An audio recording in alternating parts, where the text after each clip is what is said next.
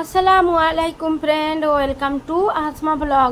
আজকে আমরা বেরিয়ে পড়লাম বাজারের উদ্দেশ্যে।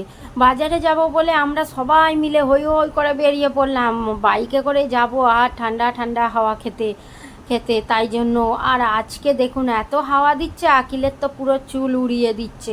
আতিবাবু সামনে বসেছে, কত খুশি। আর আমরা চলে এলাম কাপড়ের দোকানে। আমি নিতে এসেছি একটা নাইটি।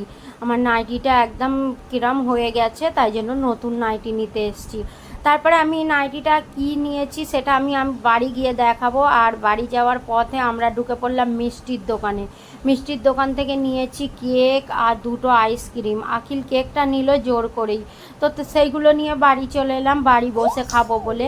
তারপরে আমি কি নাইটি নিয়েছি সেটাও আপনাদের দেখিয়ে দিচ্ছি। আমার ভিডিওটা ভালো লাগলে একটা লাইক করে দেবেন আর চ্যানেলটিকে সাবস্ক্রাইব করে দেবেন। আল্লাহ হাফিজ। মিনি ব্লগের জন্য অপেক্ষা করুন।